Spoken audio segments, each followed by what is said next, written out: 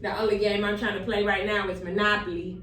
Pass, go collect $200 in that race coin. Ain't nobody stopping me. Shit. What I do with that get out of jail free coin? Cause it's about to be a robbery. They say I'm looking like a lick, but ain't shit sweet round here, my dear. Only thing green round me is a tree. I think you got the wrong one.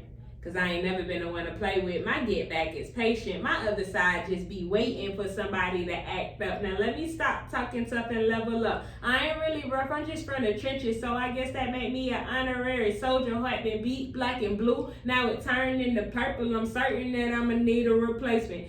Now I'm learning how to love myself because I watched everybody fake it. They played in my face like I wasn't gonna make it all my life. Now here I am with a smile on my face, knowing that there's a reward for all the tears I cried, all the silent nights in my room when I was facing the blunt instead of facing you, Lord. Man, I'm just trying to get through the weekdays to the weekend. Sick of playing pretend like I'm okay when I really want to crash out. But they don't even deserve a reaction. If I'm not getting the love I deserve in the situation, I'm packing no more over explaining myself. If I say what I said, then make it a fact. So if you cross me once it's over, ain't no spinning the block, cause why would I double back for a dummy? Think it's funny when you take me like a joke, but watch this money be the punchline. No, I'm not fine, I'm about to spaz out, certified crash out, but I'm learning how to pivot so I can run up them digits. I need about 7 figures attached to my name. Get me out of fortune, y'all can keep the fame. I'd rather be a lame in a day, but you a duck, cause all you do is follow the leader. I know it sucks when you can't make your own motion and you just follow the wave like an ocean. That's why I got you watching my page like it's a forecast. Yo, what's up, y'all? And welcome back to yet another episode of The Weekdays, the podcast all about self-discovery, getting it out of the mud, and paving a path for yourself when you just don't have one. Yo, let me tell you right now, I'm scared, I'm shaking in my boots, I'm nervous because I don't have no job right now. And for real, right now I feel a little stubborn and I don't want to get another job because I'm sick and tired of getting fired because I don't know how to control my emotions. Now, me not knowing how to control my emotions has nothing to do with me just being like an angry black woman or me being obscenely aggressive. I cry a lot, and a lot of times I really don't know how to stop crying because I feel like I've been through a lot. Like all my life I've been abused and misused and mistreated, and I just want to be a good person. You feel what I'm saying? Like I feel like I'm an extremely loving person. I'm caring, I'm kind, I'm considerate, but I am vocal when I feel like somebody's being disrespectful to me. And as soon as I speak up or as soon as I quote unquote react, now I become the problem. Well, why was the problem not how much they disrespected me and how I felt when they did disrespect me? Why am I the problem when I advocate for myself and when I say, hey, I don't like the way that you're treating me? Now I'm angry and I'm aggressive. That's bullcrap. I don't feel like I'm that type of person because one thing I don't do and would never do is threaten somebody's life because I don't even believe that. Like myself, I don't feel like I would do anything to harm anybody because I just am not like that. Now, here's an exception because there's always an exception to the rule, right? If you put your hands on me and you make me feel like my life is in danger, it's up. It's up and it's stuck and I don't care. But you know what? I'm learning how to bite my tongue and to not even argue with people for real because it never helps the situation. Like I always end up being the one at fault because I'm the one who need the most help. Because I'm the one without a family. Because I'm the one without no friends. So I'm just supposed to accept the way that people are treating me? Hell no, it's time to walk. That's what I feel like. And I feel like I do too much talking and not enough walking in my life.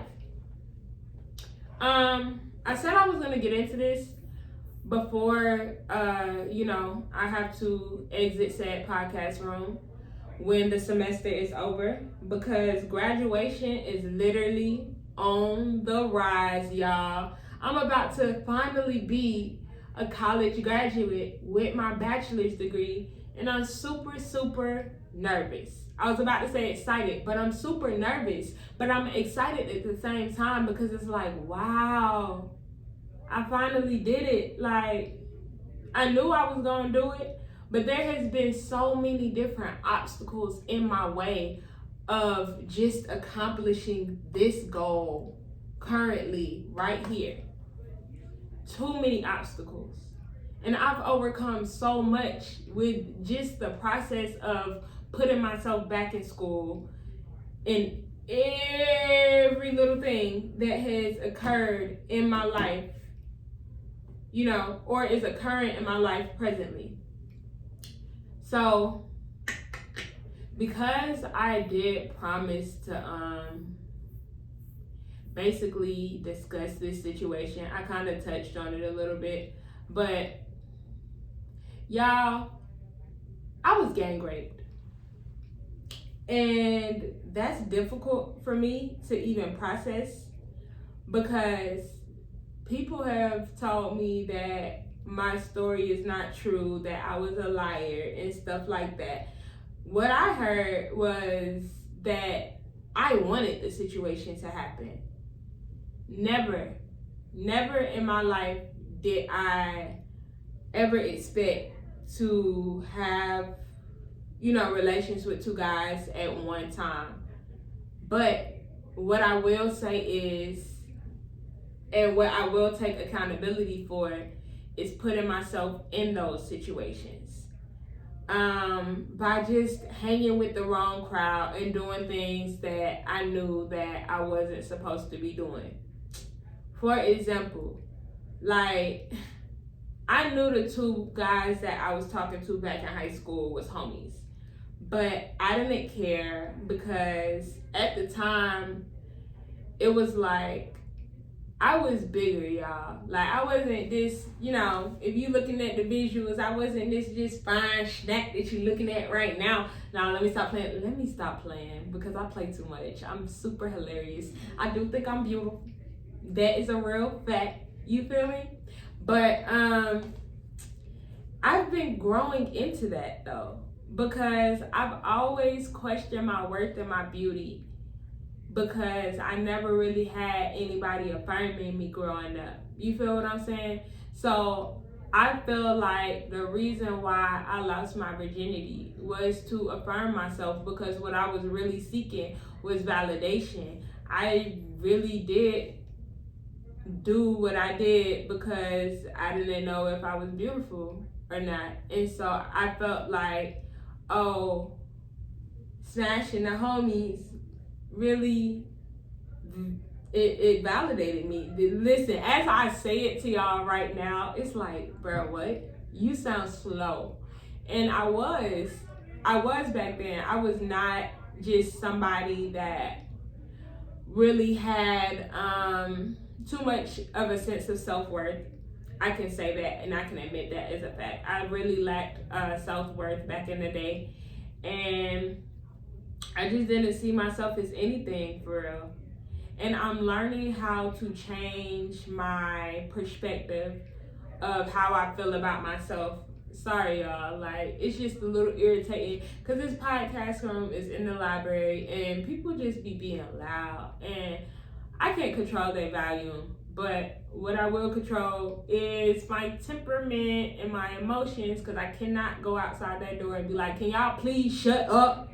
No, because that would be rude and it would be disrespectful. So we're just gonna move along. I feel like I'm a little agitated because I am talking about a sensitive subject. Just a little bit, it's a little touchy. But yeah, so with the situation and it happening, I feel like I put myself in that situation by just feeling like, or by just needing friends or not having like a real sense of self for real, because I've always had struggles at home. You feel what I'm saying? And I just feel like what I was trying to do was escape my environment. And that's why I was hanging out with these people, because I never really liked my parents, nor did I get along with my parents like that, because I feel like they just really put too much on me. Because, like, my mom is disabled. She has multiple sclerosis.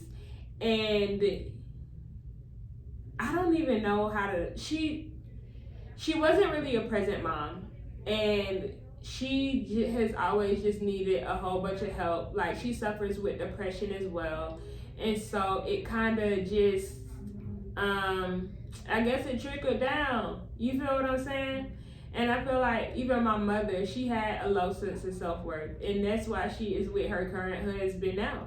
Because she does not know how to love herself, or she does not feel a genuine love for her own self. So she feels like she needs a man.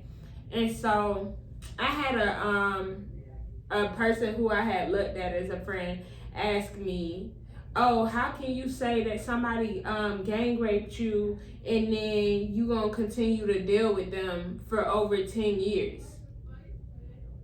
Lack of self-esteem and low self-worth, like I said, and not really having nobody to be able to talk to and to validate my experience, you know, and nobody to really say, hey, these are not people that you should really be messing with. Like, my stepmom did tell me, she was like, why are you still talking to him and stuff like that? And to be very honest, because he apologized. Like, I know that sounds so, what? Because he apologized? So you just gonna continue to mess with this dude just because he apologized to you? But yeah, that's really what it was, because I feel like, all right, like all my life, I've seen my mama's husband walk in and out on our family. And I just felt like, oh, this is just who men are. You know, I kind of just forgave it because it was like, this is what they do. You know, they walk in and out. He'll be back. He'll come back around eventually. But is that really something that I needed around me? No, it's not. I should have been cut shorty off, because this is a little uncomfortable, and it really do make me feel like, it makes me take an inward look at myself and be like, you was a little slow back in the day, wasn't you? I was, because it happened about 3 times, and on the 3rd time, I kind of just gave up the fight. You know, I'm just like, you know what? This is just kind of what I should expect. But I didn't give up the fight. Okay, so here's what happened. So the first time, I was chilling with, we're gonna call him Bud. So I was chilling with Bud homie T at Bud girlfriend spot. There's the first red flag. I was chilling, so I lost my virginity to Bud, right? And Bud always had a girlfriend. So that's red flag number 1. Why was you messing with somebody who already got somebody? Because I did not see myself back then as somebody valuable. I really just wanted to, it was an experiment. I'm not gonna lie to y'all. I'm gonna tell you exactly what it was. This man was an experiment. I wanted to know what sex was, and my mama told me, just don't do it. And I said, shit, I'm gonna have to find out someday. Like, worst mistake ever. Worst mistake ever. You feel what I'm saying? That is the time where I should have listened to my mother. That one time, I do definitely feel like I should have listened to my mother. So yeah, so I had lost my virginity to Bud, right? Can we backtrack a little bit? All right, so Instagram, it was Instagram summer 2014, right? And that's when I guess me and T kind of started talking. We started talking for Instagram, because y'all know how they had them little games and stuff that we would play with people and everything. If you old enough for that experience, we used to play little games. So I had basically like the little post and everything like that, and he asked for my number. We got each other's number. We started to talk. Then 2-3 days later, right, here come Bud because I was playing one of the little Instagram games, and so he had sent me an anonymous message on my ask.fm. So I'm sitting up here playing the little Instagram game and stuff like that. And so he asked for my kick. I don't know if y'all old enough, but yeah. So he asked for my kick, everything like that. And so, boom. He was like, oh, I think you beautiful. What's your kick? And so I gave it to him. And then I knew who it was, type deal. I knew exactly who he was. And I knew that him and T was homeboys. Red flag number 2. That's the red flag as well. And then, hold on. Let's count the red flags in this situation, actually. Red flag number 1, with me talking to T. I knew T had a baby. Red flag number 1, never should have been messing with T. Red flag number 2, I knew that T and Bud was homeboys. Red flag number 2. Then they both approached me within 2-3 days of each other. Red flag number 3, we're gonna get the 6. By the time I finish it, it's gonna be a 6 flag situation. I'm not even trying to play no games with y'all right now. I'm being so serious. So yeah, like I'm saying or whatever like that. So then we go to, so yeah, hold on, let's go over this again. 1, I knew T had a baby. 2, I knew that T and Bud were homeboys. 3, they both approached me within about 2-3 days of each other. So by those things right there, I should have known something was up.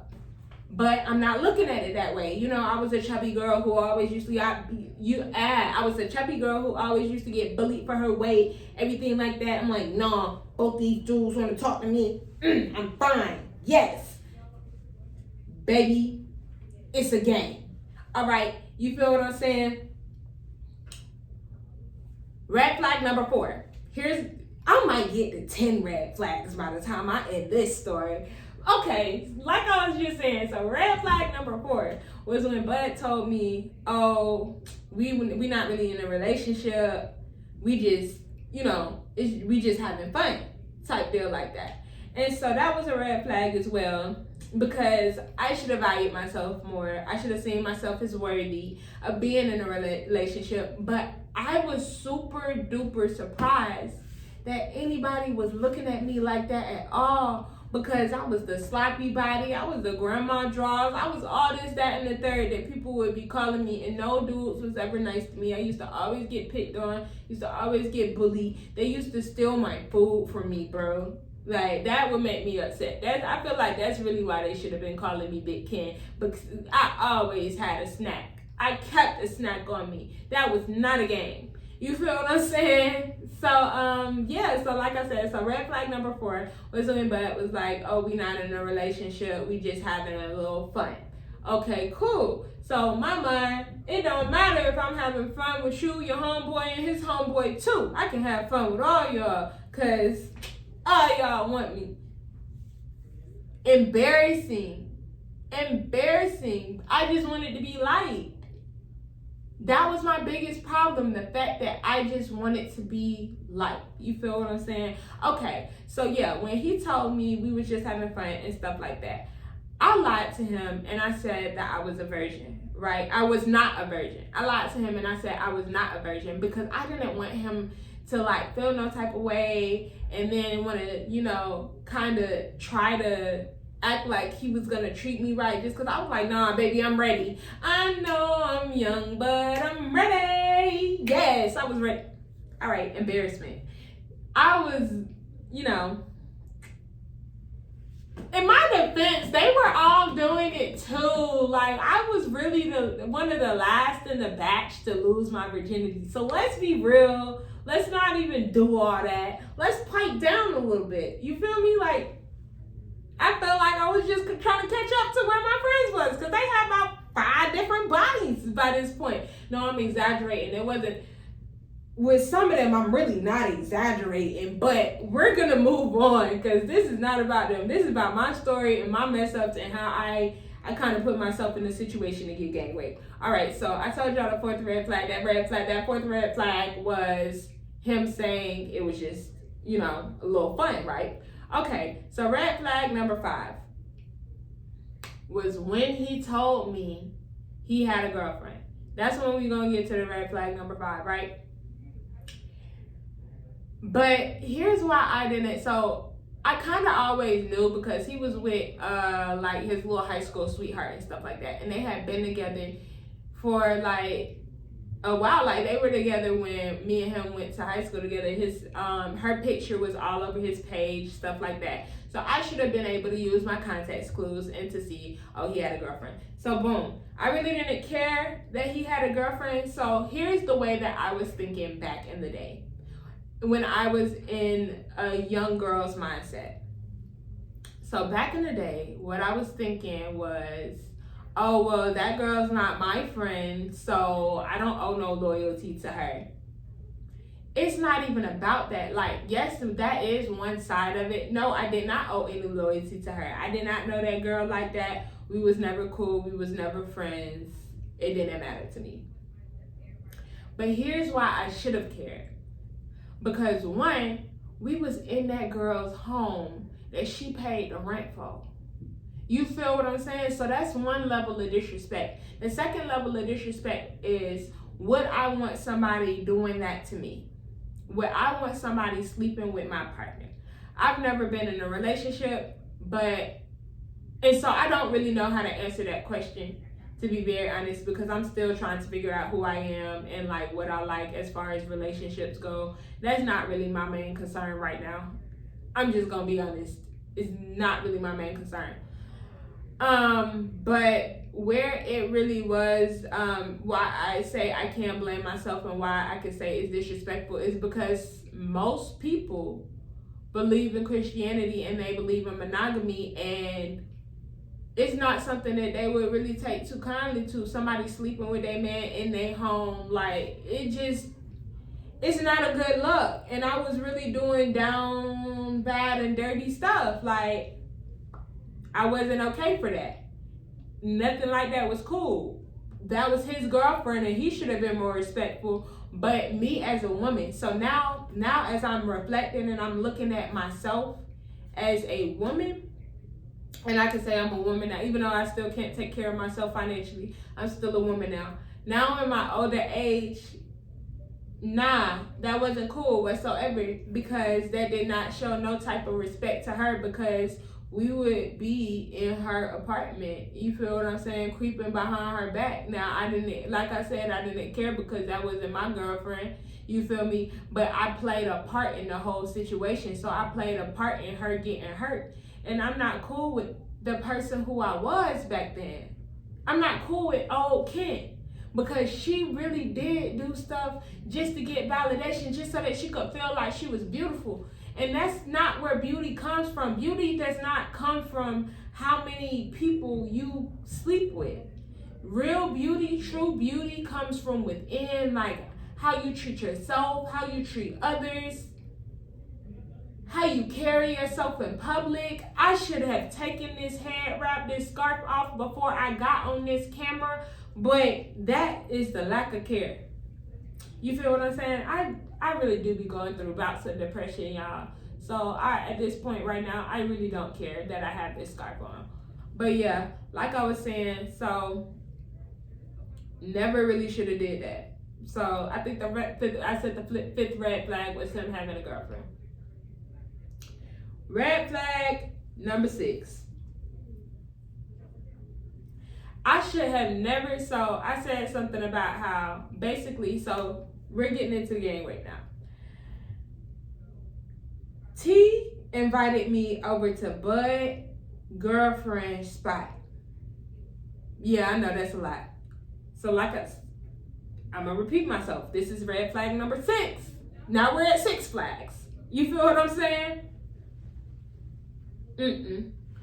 So red flag number 6 was T inviting me to Bud's girlfriend spot. Should not have been there. And I had already had, issues with T baby mama before, the situation came about and he had invited me over, because me and T had never done anything. So like when I was 17, yeah, me and T had never done anything. Like I was literally cool with T and we was friends for about a good year, but we was on and off friends because T stayed getting locked up, mind you. So he never really pressured me. Like he was really just there for me. He would really just listen to me talk about like my home life and stuff like that. I could cry to T, everything. So me and T was always cool. So yeah, so that was red flag number 6. And let me tell y'all how it ended, because I was supposed to like, you know, have me and T was supposed to have some fun too. You know, I'm trying to keep it, you know, PG-13, not really saying anything too explicit. But yeah, so I really should have took it as a sign to stay home, or to just take my behind home when I had went over there. I never should have been over there in the first place. But it should have been a sign to keep my behind at home when T baby mama pops up on him at Bud girlfriend spot. And because me and T had walked to the gas station so we could go get some snacks. And so he's kind of telling me, oh, hang back a little bit because baby moms had pulled up. And so when we get into this to Bud girlfriend spot, baby moms put hair glue all over my purse type deal, everything like that. And because she's upset at this point, because who purse is this? Because I know it's not G purse, and that I'm shortening names. You feel what I'm saying? So she knew it wasn't G purse, so she's like, oh, y'all running amok up in here. And so after that, that's when I hit T BM up on kick, and I was like, nah, swing back through. Since you wanted to destroy folks' stuff, swing back through. Come on, we can go about it. You feel what I'm saying? We can pop off about it, because why are you destroying my property? Kennedy, better question is, why are you there? And I felt like, well, they grown, I'm grown, we doing grown folks stuff. That's your problem. That's my problem. I was not grown. I should not have been doing grown folks stuff at all. It's not funny. It's not funny. It's like really just upset. No, it's not funny at all. It really is. I keep hitting my mouth with this mic, but it's not funny at all, and it really was upsetting to me, because it's just like, dang. I never should have put myself in a situation like that. It's nothing to cry about, because I did what I did. And I was very confidently doing it as well. But I was really messed up though. But like I said, I felt like, well, these is their commitments. I ain't make no commitment to nobody. I'm not cheating on nobody. You feel what I'm saying? And I didn't have nobody. And that's why I was so okay with it, because I did not have nobody. You feel what I'm saying? So boom, we had got to red flag number 6. Red flag, like I said, red flag number 6 was T baby mama. So after she had messed up my stuff, I left. And that's when Bud texted me and he asked me basically what I was doing. And so I think I had told him either I was at the bus or I was finna get on the train, but he was like, come back through and whatnot, because he had just got off of work. And so I had went back, because I didn't want to go home. I did not have a good home life whatsoever. It always felt eerie at home. I never felt like I lived in a real good, loving household. You feel what I'm saying? So I just wanted to keep staying out. I wanted friends. You feel me? I wanted to stay at the house. I didn't want to be bored by myself at home with my parents, who I did not speak to like that. Well, my mom and her husband, who I really didn't speak to like that. And so I never should have went back. I never should have took myself back over there. And when I'm telling you this story, just know that I'm holding myself accountable for everything that I did wrong. Let's not focus on their behavior and what they did. It's cool. It's not cool whatsoever, but it's not about them. You feel me? It's really not about them. It's about how I should have not made certain moves, and I never would have been in these situations. So boom, like I said, I never should have went back over to that spot. But I did though. And so I didn't expect what happened to have happened. I thought we would just finish smoke and chill. Cause it was two of them. So it's like, this not no real, I ain't never did no group, activity before. And I was told by somebody who had went to the I went to the Kingdom Hall with, and she told me, don't never let no dudes run no train on you. You feel what I'm saying? And so I wasn't really interested. I really wasn't interested in sleeping with both of them at the same time. I thought if I said, nah, I don't want to do that, then that's just what it was. But they pushed and they pushed and they and they were literally tugging on me. Like I literally had to fight these folks type. I didn't fight for real physically because I did not want to fight them and I did not want to call it rape. I'm just like, you ain't gotta take it. How about I just give it to you? You feel what I'm saying? Like, but I never wanted to do that. And I told them that. I said, I did not like what happened. I did not like how this whole thing transpired. I'm not cool with it. I'm not okay with it. I don't like that. I expressed myself that first time. So why did it happen again? And this one was a complete surprise to me. So it may have been Christmas Eve. I had been working at Burlington Coat Factory. Bud told me that he would come pick me up from work and he was going to take me to my daddy's house. And so when I got off, he talking about some, Ken, I got a surprise for you. Baby, the surprise was tea in the car. And so I couldn't really tell her, nah, going about your way, because I already told my stepmom I had a ride home. So I couldn't just tell her, oh, plans didn't work out. You feel what I'm saying? Because then I would have looked suspicious. So I just took the ride home. I did not think that they would have.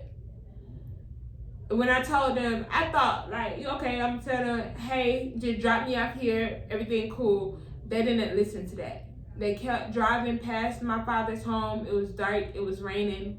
They kept driving past my father's home into a little cut and stuff. And so I'm like, nope, I'm not with this, I'm not with it. And I kept saying it. So basically, they had climbed in the back seat with me and put me in between the middle of them. Or they kind of put me in between the middle of them when they had climbed in the back seat. And I'm like, nah, I'm not gonna do this. So both of them was touching and grabbing on me. So T-Go, he was like, nah, bruh, I'm not gonna do this if she don't wanna do it. But Bud wouldn't let it go. Bud like, nah, she gonna do this because this was she ain't getting no money for the ride. You feel what I'm saying? So Bud's just like, nah, she gonna do it.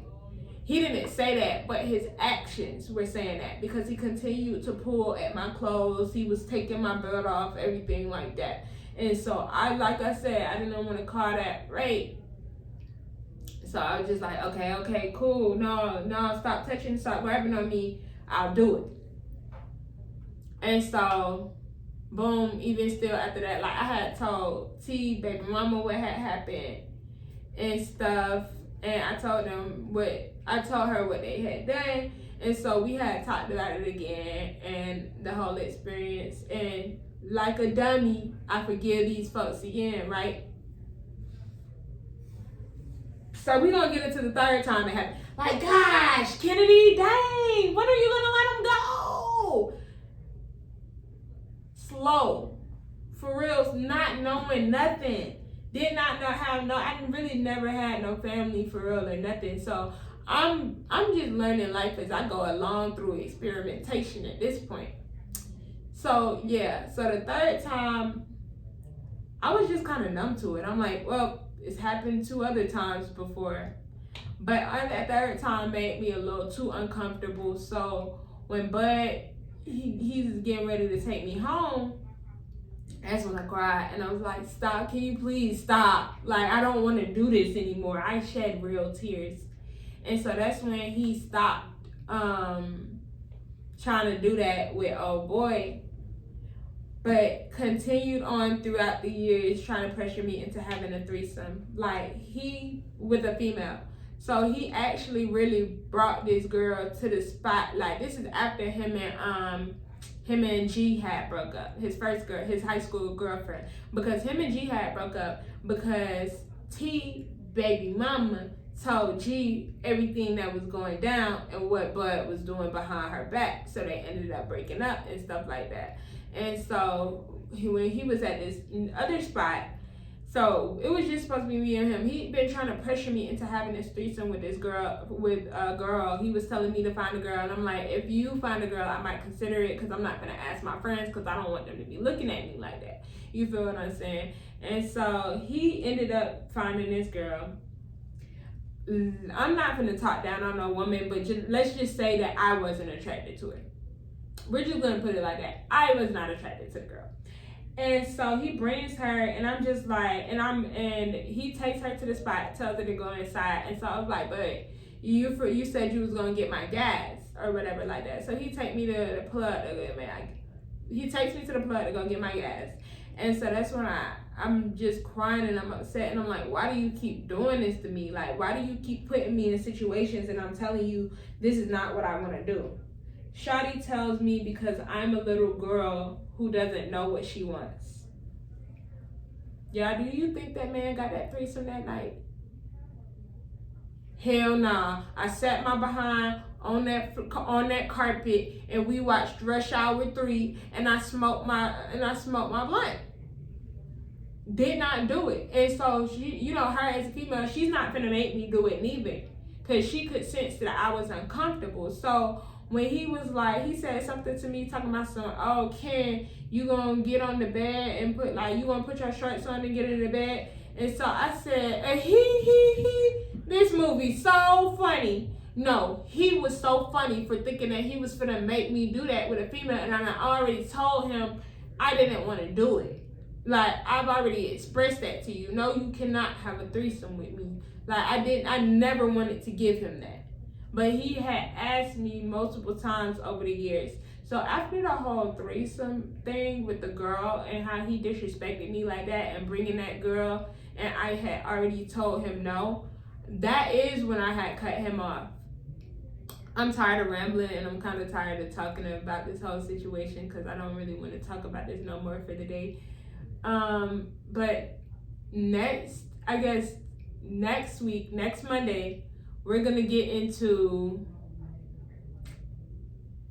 how after I cut him off, we ended up rekindling the situation, and I continued to mess with this dude, even though I knew good and well he was not worth my time. Tune in for next week's solo episode so that you can get the whole breakdown of how he really became a stalker, because that's exactly what he had been. And I don't even know if he's continuing to look out after me or anything like that. I know we both go to the same university, but I'm gonna get up out of here, and I have not seen him one time, so pretty happy about that. All right, y'all, this has been the weekdays. Thank y'all for listening, if y'all really did listen this week. And I really appreciate y'all. Tune in next week so you can hear me yap about how after I cut him off, we ended up reconnecting. I was dumb for that as well. But, we live, we learn, we grow, and we become. Can't do nothing about the past, but you can do something about your future and where you're going. All right, y'all. Peace out. Bye.